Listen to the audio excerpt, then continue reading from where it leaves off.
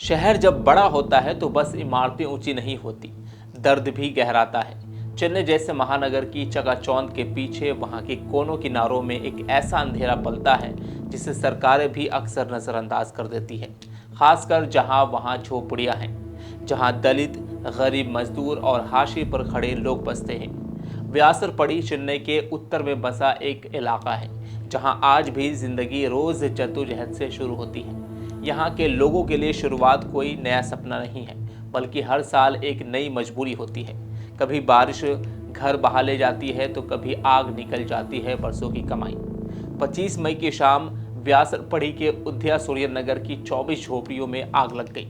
इस आग ने सिर्फ घरों को नहीं जलाया, बल्कि उन उम्मीदों, सपनों और संघर्षों को भी राख कर दिया जो इन लोगों ने सालों से मेहनत से जोड़े थे।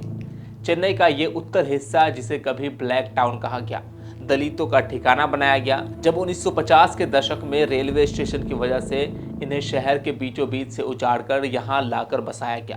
व्यासरपड़ी के ये लोग तब से लेकर आज तक हर सरकार से यही मांग करते आ रहे हैं कि हमें इंसान समझो, हमें जीने लायक घर दो।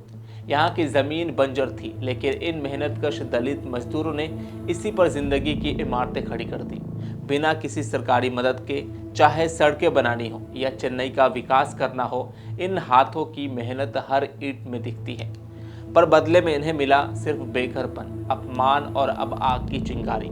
उद्या सूर्य नगर सथिया मोती नगर के पास बसी एक छोटी सी बस्ती है।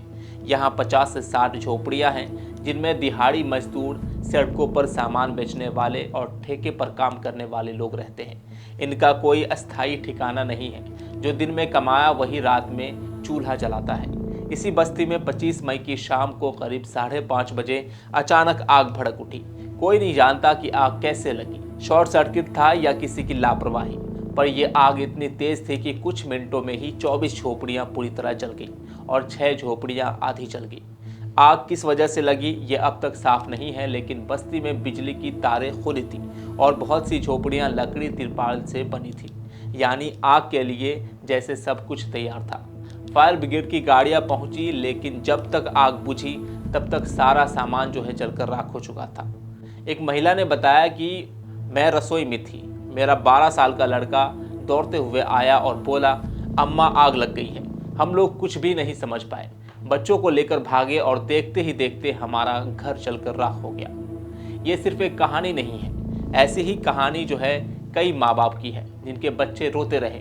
कोई किताबें तलाशता रहा, कोई स्कूल का ड्रेस, कोई राशन, सब कुछ जल गया। राशन, टीवी, कपड़े, कागज, सब। इस आग में लोगों का कुछ नहीं बचा। एक परिवार अपनी बेटी की शादी के लिए पैसे जोड़े थे, किसी ने बच्चे की फीस के लिए रकम रखी थी, किसी की सिलाई मशीन जल गई, किसी की नौकरी से जुड़े कागज। एक युवक दिलीप कुमार, जो बीबीए का छात्र है, कहता है कि मेरी बहन का एडमिशन होना था, हमने 70 से 80 हज़ार रुपये जमा किए थे, सब जल गया। मेरे कॉलेज का सर्टिफिकेट, किताबें सब राख हो गई।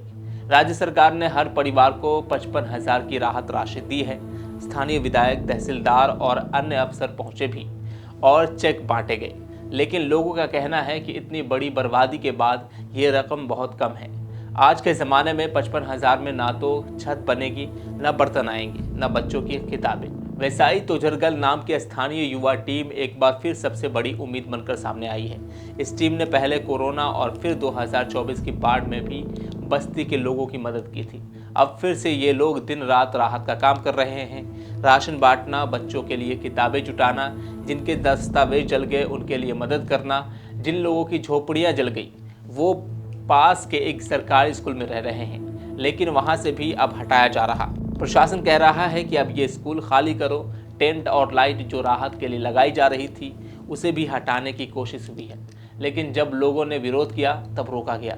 इस बस्ती में कई बच्चे स्कूल और कॉलेज में पढ़ते हैं, लेकिन अब जब घर नहीं है और किराए पर जाने की ताकत भी नहीं है तो पढ़ाई छूटने का डर सबको सता रहा है। हर साल कोई ना कोई बस्ती चलती है, कोई बाढ़ में डूबती है तो कोई तोड़ दी जाती है और फिर सरकार कुछ हज़ार का मुआवजा देकर चुप हो जाती है। लेकिन सवाल यह है कि क्या एक गरीब का घर बार बार राख होता रहेगा?